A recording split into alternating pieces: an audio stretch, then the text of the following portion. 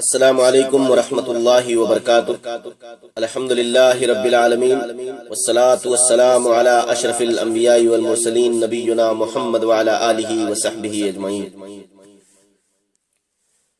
اللہ رب ذوالجلال نے اپنے کلام پاک میں فرمایا، اعوذ باللہ من الشیطان الرجیم، بسم اللہ الرحمن الرحیم، اتبعوا ما انزل الیکم من ربکم ولا تتبعوا من دونہ اولیاء قلیلا ما تذکرون۔ جو کچھ اتارا جا رہا ہے اللہ کی طرف سے، جو کچھ نازل کیا جا رہا ہے اسی کی اتباع کرو، ولا تتبعوا من دونہ اولیاء، کسی اور اولیاء کی اتباع اور پیروی نہ کرو، قلیلا ما تذکرون، تم لوگ کتنا کم عقل رکھتے ہو۔ میں آج بتانا یہ چاہتا ہوں کہ تقلید علم نہیں ہے، تقلید سوائے جہالت کے اور تقلید سوائے جاہل بنانے کے اور کچھ نہیں کرتی، اور اس کا مشاہدہ ہم اپنے آس پاس، اپنے گاؤں، اپنے شہر، اپنے قصبوں میں ہم کر سکتے ہیں۔ ہم دیکھیں گے کہ 8-8 9-9 سال 10 سال پڑھائی کیے ہوئے دارالعلوموں سے فارغ ہوئے علماء جو عالمت کی سند لیے پھرتے ہیں، وہ بھی ایسی جہالت کی باتیں کرتے ہیں جو ایک عام فہم انسان بھی نہ کر سکے۔ یعنی ہم انہیں جب دیکھتے ہیں تو نہ تو انہیں توحید کی سمجھ ہے، نہ انہیں توحید کی سمجھ، اور نہ ہی انہیں سنتوں کی سمجھ۔ پڑھے لکھے ہونے کے باوجود شرک میں، لا علمی میں ملوث ہیں، جان بوجھ کر ملوث ہیں یا لا علمی میں ملوث ہیں، لیکن ملوث ہیں، بدعتوں کے اندر ملوث ہیں، رسومات اور خرافات کا رد نہیں کرتے۔ جب بات کرو تو کہتے ہیں ہم اہل توحید ہیں، ہم کتاب و سنت کے ماننے والے ہیں، لیکن عملی طور پر جب ہم دیکھیں گے تو وہ شرک اور بدعت کو پھیلانے میں، بڑھانے میں مدد کر رہے ہوں گے، یا پھر اگر وہ مدد نہ کر رہے ہوں گے تو خاموش بیٹھے ہوں گے، اسے تماشبین بنے دیکھ رہے ہوں گے۔ اس کی وجہ کیا ہے؟ اس کی وجہ ہے تقلید۔ تقلید، اگر کوئی شخص یہ کہہ رہا ہے کہ میں تقلید کر رہا ہوں اور میں مقلد ہوں، ٹھیک، اگر کوئی شخص یہ کہہ رہا ہے میں تقلید کر رہا ہوں اور میں مقلد ہوں، گویا کہ وہ سینہ ٹھوک ٹھوک کر یہ بات کہہ رہا ہے کہ میں جہالت کر رہا ہوں اور میں جاہل ہوں۔ تقلید کر رہا ہوں، میں مقلد ہوں، مطلب میں جہالت کر رہا ہوں اور میں جاہل ہوں، اور وہ سینہ ٹھوک ٹھوک کر کہتا ہے۔ بعض مقلد تو ایسے ہیں جو یہ کہتے ہیں کہ فخر سے کہو ہم مقلد ہیں، یعنی فخر سے کہو ہم جاہل ہیں، فخر سے کہو ہم تقلید کرتے ہیں، فخر سے یعنی فخر سے کہو ہم جہالت کرتے ہیں۔ مقلد کے جاہل ہونے پر میں نہیں کہتا، احناف علماء کا اجماع ہے۔ اگر میں اس کو جمع کر دوں تو احناف کی زبانی جو اجماع چلتا ہے وہ ایک اجماع بن جائے گا، کیونکہ جن کو میں پیش کرنے والا ہوں اور میں ثابت کروں گا الحمدللہ، جن کو میں پیش کرنے والا ہوں یہ کوئی آج کل کے جیسے للو پنجو اور جمن ایسے مولوی نہیں ہیں، یہ بڑے اثر و رسوخ رکھنے والے مولوی ہیں اور بڑے چھوٹی چھوٹی کے عالم ہیں، جن کی کوششوں اور کاوشوں پر آج کے مقلدین پل رہے ہیں۔ میں ان کے حوالے سے بات کرنا چاہوں گا کہ انہوں نے تقلید اور مقلد کے بارے میں کیا کچھ کہا۔ سب سے پہلے علامہ آلوسی حنفی رحمت اللہ علیہ، حنفی ہیں، بڑے پائے کے عالم ہیں، انہوں نے فرمایا تھا کہ اگر گمراہی کا کوئی باپ ہے تو وہ تقلید ہے، یعنی تقلید اس کا باپ۔ اگر کوئی گمراہی کا باپ ہے تو تقلید اس کا باپ۔ اللہ کے رسول نے فرمایا تھا شراب ام الخبائث ہے، تمام برائیوں کی ماں، اور تقلید کیا ہوا؟ علامہ آلوسی فرماتے ہیں اگر گمراہی کا کوئی باپ ہے تو پھر تقلید اس کا باپ۔ اور یہ بات انہوں نے روح المعانی جلد نمبر 1 صفحہ نمبر 97 میں کہی ہے۔ دوسرے نمبر پر ہے امام ابو جعفر الطحاوی حنفی رحمت اللہ علیہ، یہ بھی حنفیوں کے بڑے معروف عالم ہیں، بڑے مشہور عالم۔ انہوں نے کہا تھا تقلید تو صرف وہی کرتا ہے جو متعصب اور بے وقوف ہوتا ہے، یعنی تقلید کون کرتا ہے؟ جو متعصب ہوتا ہے، تعصب رکھنے والا، اس کی فطرت ہوتی ہے تعصب رکھنے کی، اور بے وقوف دماغ سے پیدل ہوتا ہے، عقل و شعور اس کے اندر نہیں ہوتا، ایسا شخص جو ہے تقلید کرتا ہے۔ اور یہ بات امام طحاوی رحمت اللہ علیہ نے لسان المیزان جلد نمبر 1 صفحہ نمبر 280 میں کہی۔ تیسری بات امام عبد البر رحمت اللہ علیہ، انہوں نے فرمایا تھا اہل علم کا اس میں کوئی اختلاف نہیں، یعنی جو علم رکھنے والے لوگ ہیں، بڑے بڑے جو عالم علماء ہیں، چوٹی کے امام ہیں، اہل علم کا اس بات میں کوئی اختلاف نہیں ہے کہ مقلد جاہل مطلق ہوتا۔ کون کہہ رہا ہے یہ؟ عبد البر رحمت اللہ علیہ، کہ اہل علم کا اس بات میں کوئی اختلاف نہیں ہے کہ مقلد جاہل مطلق ہوتا ہے۔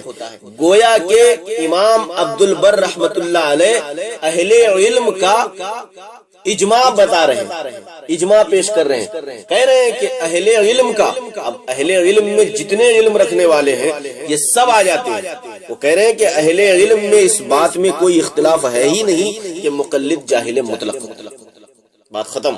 اور یہ بات علامہ عبد البر رحمت اللہ علیہ نے جامع بیان العلم والفضل میں جلد نمبر 2 صفحہ نمبر 992 میں کہی۔ نمبر 4 علامہ عینی حنفی رحمت اللہ علیہ نے فرمایا، علامہ عینی حنفی رحمت اللہ علیہ بھی بڑے چوٹی کے عالم ہیں، کہ مقلد غلطی کرتا ہے اور مقلد جہالت کا ارتکاب کرتا ہے، اور ہر چیز کی مصیبت تقلید کی وجہ سے۔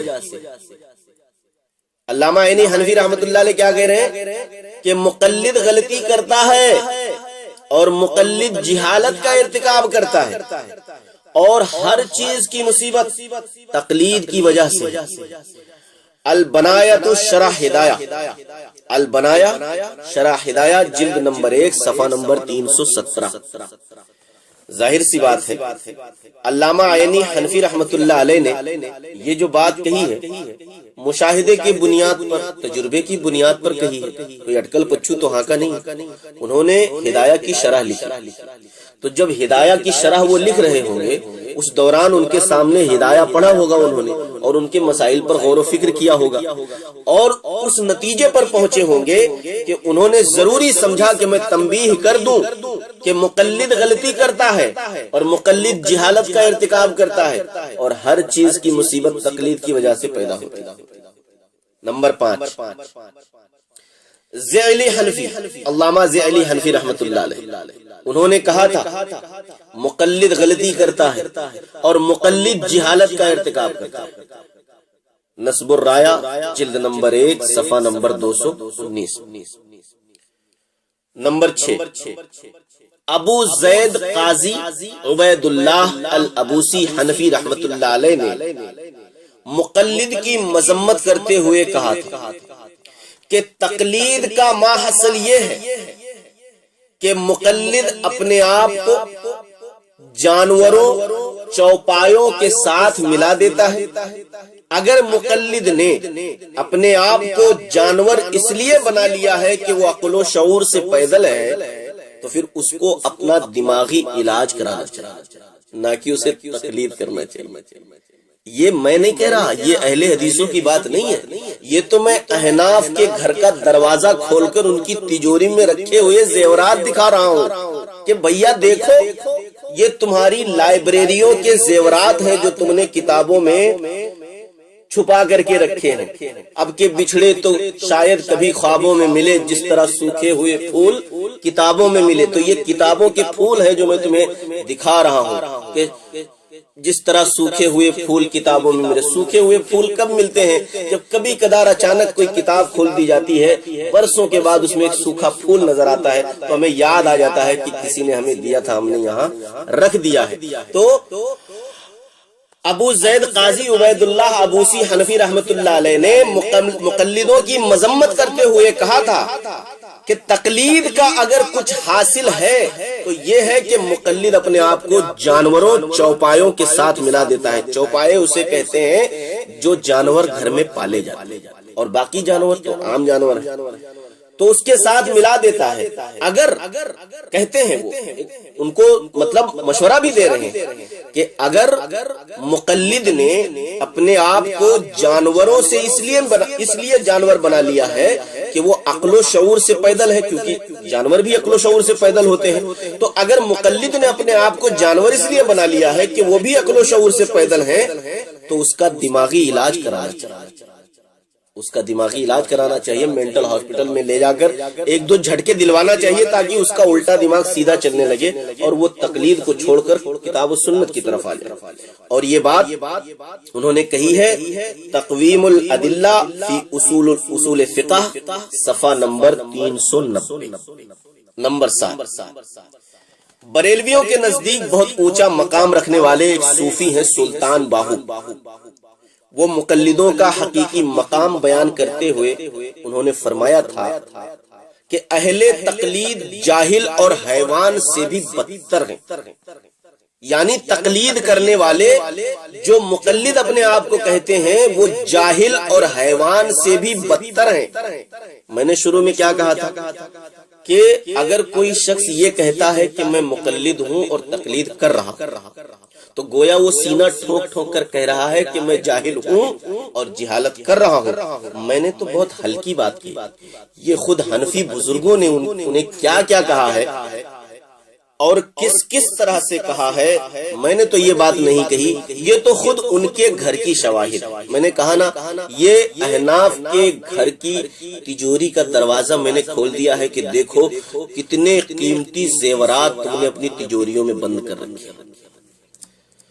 تو سلطان باہو نے کہا مقلدوں کا حقیقی مقام بیان کیا انہوں نے کہ اہل تقلید جاہل اور حیوان سے بھی بدتر ہوتے ہیں، یعنی جانوروں سے بھی بدتر ہوتے ہیں۔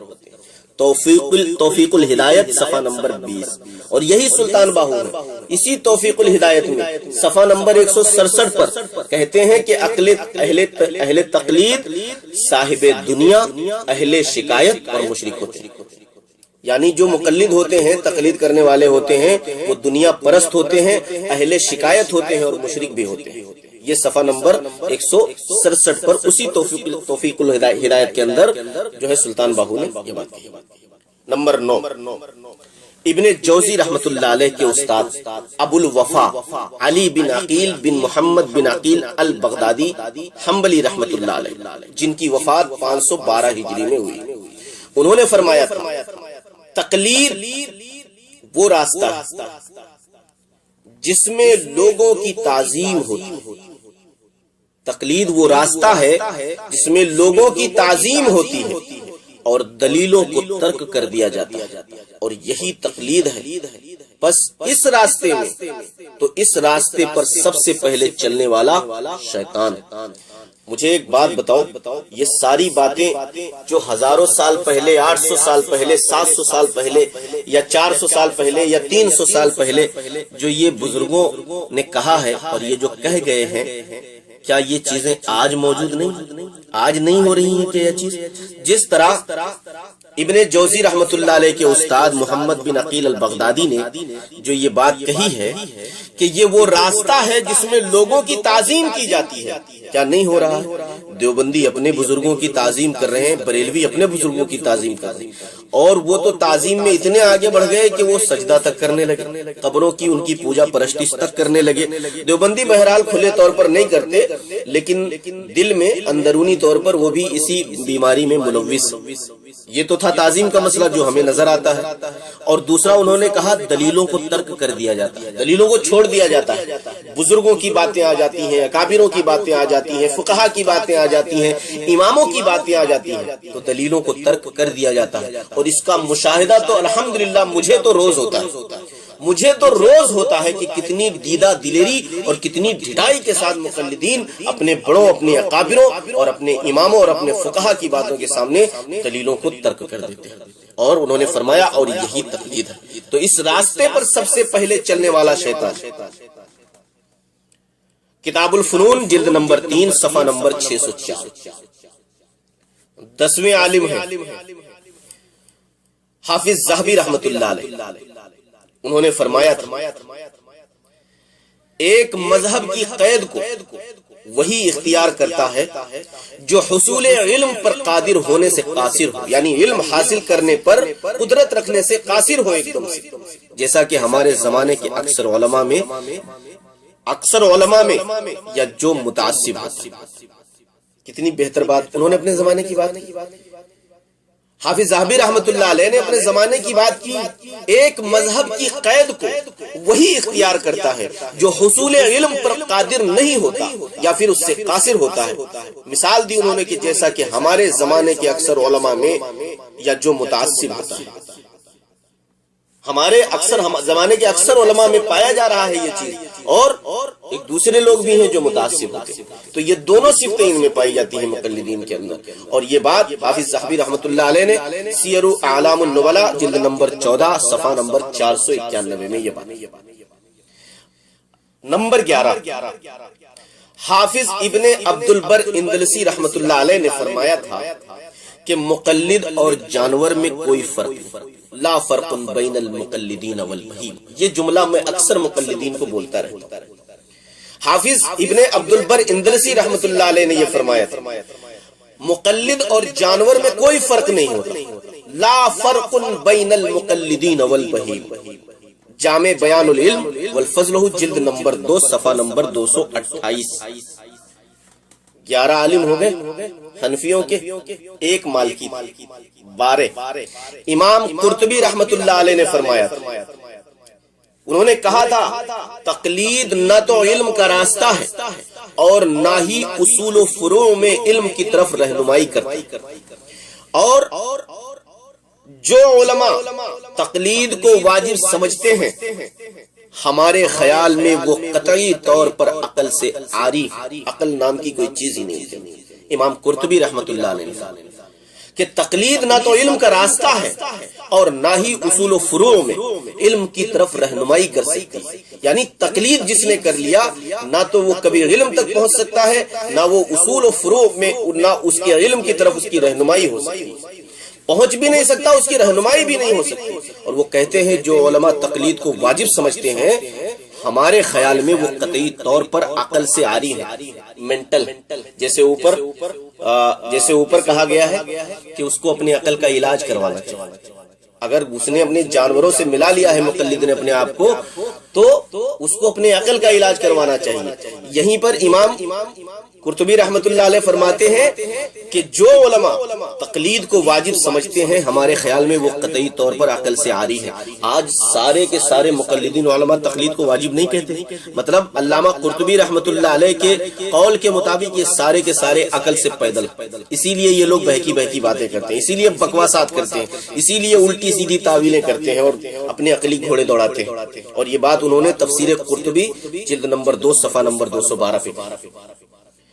نمبر 13، زمخشری رحمت اللہ علیہ، انہوں نے فرمایا تھا اگر گمراہی کی کوئی ماں ہوتی ہے تو تقلید اس کی بھی ماں ہوتی ہے۔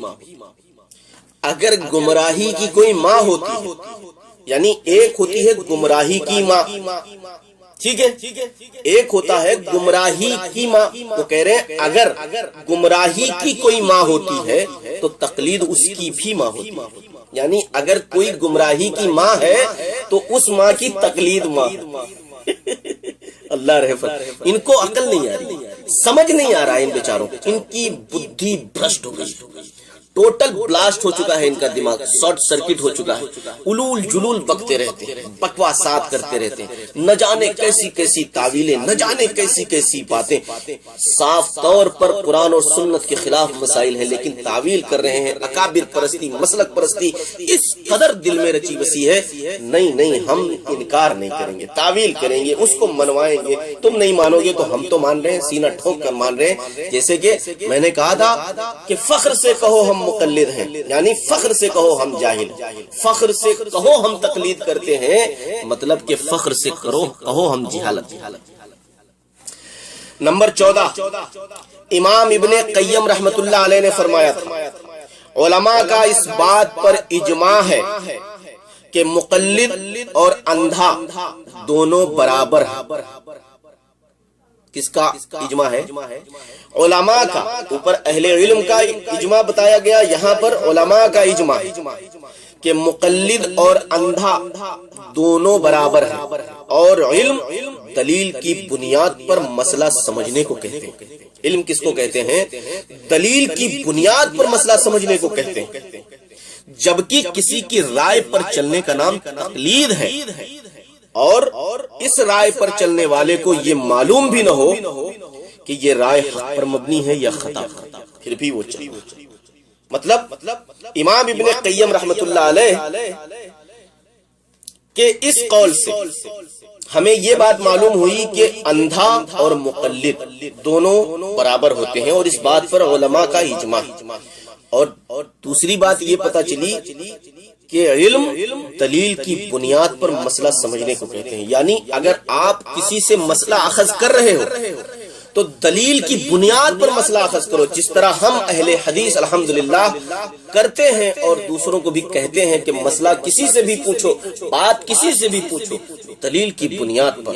اور یہاں ابن قیم رحمت اللہ علیہ نے فرمایا کہ علم اسی کو کہتے ہیں جو مسئلے کو دلیل کی بنیاد پر سمجھے۔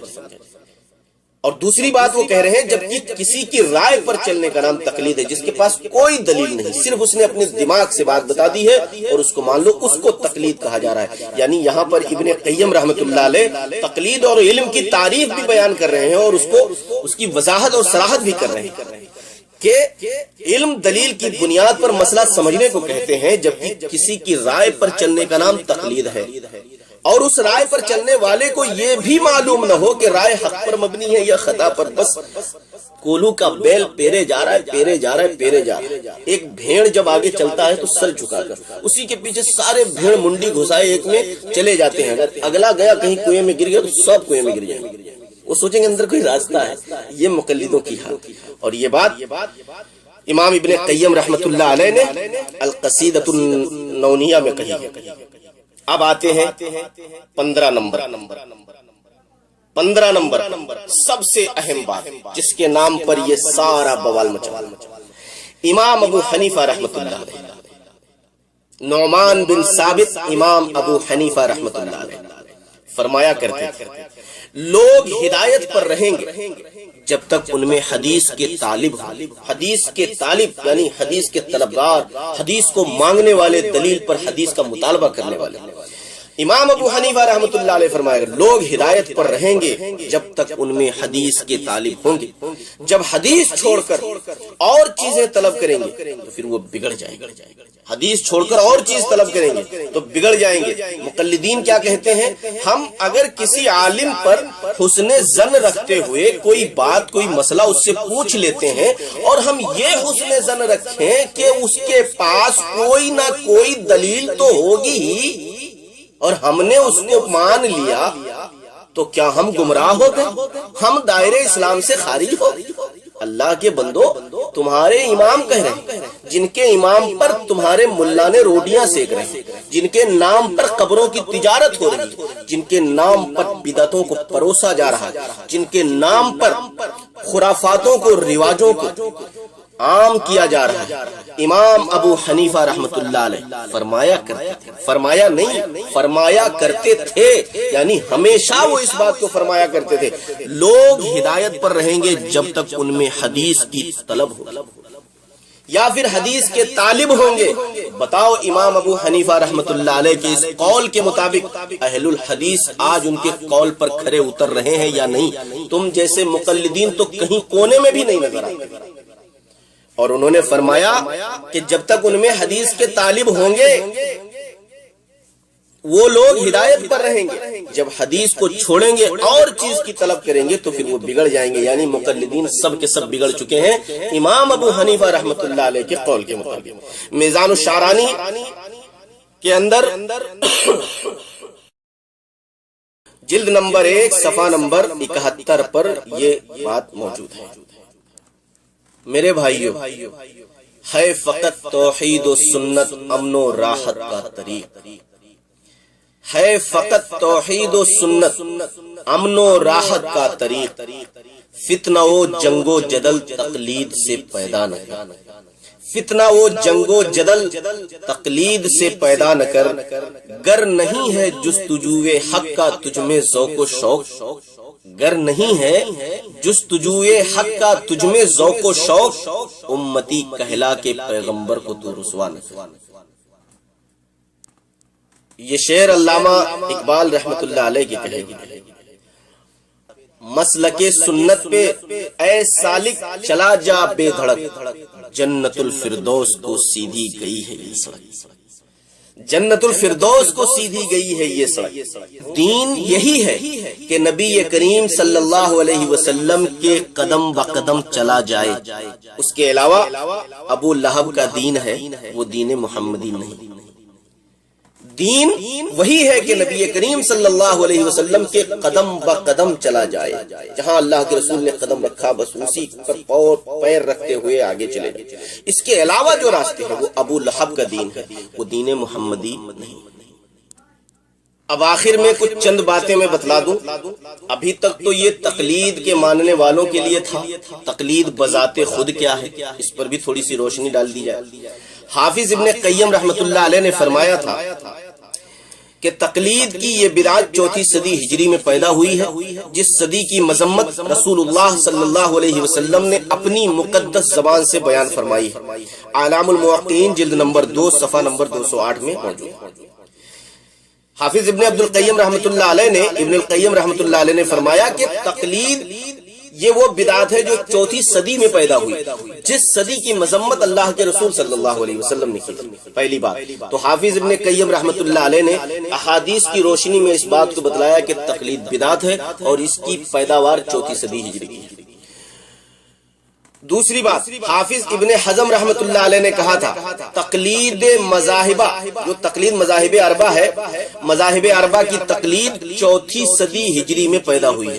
یہاں پر دوسری بات حافظ ابن حزم رحمت اللہ علیہ نے بھی اس بات کی وضاحت کر دی کہ تقلید جو ہے وہ چوتھی صدی ہجری میں پیدا ہوئی ہے۔ صفحہ نمبر 133۔ تیسری بات، محمد الرسول اللہ صلی اللہ علیہ وسلم کا ارشاد، اللہ کے رسول صلی اللہ علیہ وسلم کا ارشاد، فَإِنَّ خَيْرَ الْحَدِيثِ كِتَابُ اللَّهِ وَخَيْرَ الْهَدِي هَدْيُ مُحَمَّدٍ صلی اللہ علیہ وسلم وَشَرَّ الْأُمُورِ مُحْدَثَاتُهَا وَكُلُّ مُحْدَثَةٍ بِدْعَةٍ وَكُلُّ بِدْعَةٍ ضَلَالَةٍ وَكُلُّ ضَلَالَةٍ فِي النَّارِ۔ سب سے بہترین کتاب اللہ کی کتاب، فَإِنَّ خَيْرَ الْحَدِيثِ كِتَابُ اللَّهِ، سب سے بہترین حدیث جو ہے وہ اللہ کی کتاب، وخیر الہدی ہدی محمد صلی اللہ علیہ وسلم، اور سب سے بہترین ہدایت محمد الرسول اللہ صلی اللہ علیہ وسلم۔ اور اس میں اگر کوئی نئی چیز نکالی جائے تو وہ بدعت ہے۔ دین میں جو اللہ کے رسول دین لے کر آئے ہیں اس میں کوئی نئی چیز نکالی جائے تو وہ بدعت ہے۔ کل بدعت بدعت، ہر بدعت گمراہ، چھوٹی بڑی معمولی عام برابر سب، وَكُلُّ بِدْعَةٍ ضَلَالَةٍ، ہر بدعت گمراہی ہے، نہ کوئی بدعت حسنہ ہے نہ کوئی بدعت سیئہ ہے، ساری کی ساری بدعت جو ہے وہ گمراہی۔ وَكُلُّ بِدْعَةٍ ضَلَالَةٍ، اللہ کے رسول نے فرمایا وَكُلُّ بِدْعَةٍ ضَلَالَةٍ، ہر بدعت گمراہی، وَكُلُّ ضَلَالَةٍ فِي النَّارِ، اور ہر گمراہی جہنم میں لے جانے والی ہے۔ صحیح مسلم کتاب الجمعہ حدیث نمبر 2005۔ امام احمد بن سنان الواسطی رحمت اللہ علیہ نے فرمایا تھا دنیا میں کوئی ایسا بدعتی نہیں ہے جو اہل حدیث سے بغض نہیں رکھتا۔ جتنے بھی اہل حدیث سے بغض رکھنے والے ہیں تول لو اللہ کے رسول کے فرمان کے مطابق یہ سب کے سب بدعتی۔ کتنی سچی بات کہی، دنیا میں کوئی ایسا بدعتی نہیں ہے جو اہل حدیث سے بغض نہیں رکھتا۔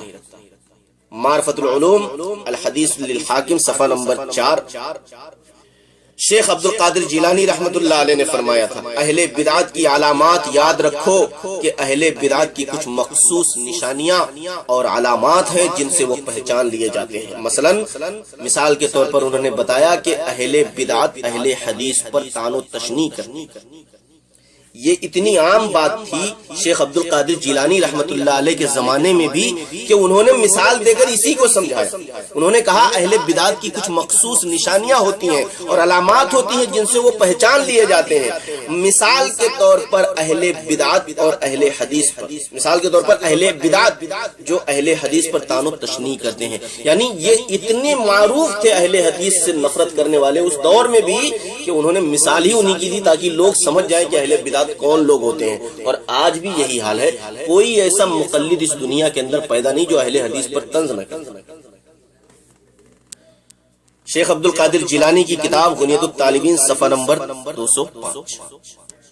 پھر آخر میں وہ شعر کہتا ہوں میں علامہ اقبال رحمۃ اللہ علیہ، ہے فقط توحید و سنت امن و راحت کا طریق، فتنہ و جنگ و جدل تقلید سے پیدا نہ کر. گر نہیں ہے جستجو حق کا تجھ میں ذوق و شوق، امتی کہلا کے پیغمبر کو تو رسوا نہ کر. اللہ تبارک و تعالی ہمارے ان مقلدین بھائیوں کو جن کی عقلوں میں تالے لگے ہیں، اللہ ان کے دماغوں کے عقلوں کے تالوں کو توڑ دے اور قرآن اور سنت اندر داخل ہونے کا راستہ بنا دے. آمین یا رب العالمین. صلی اللہ علی نبینا محمد وعلی آلہ وصحبہ اجمعین. السلام علیکم.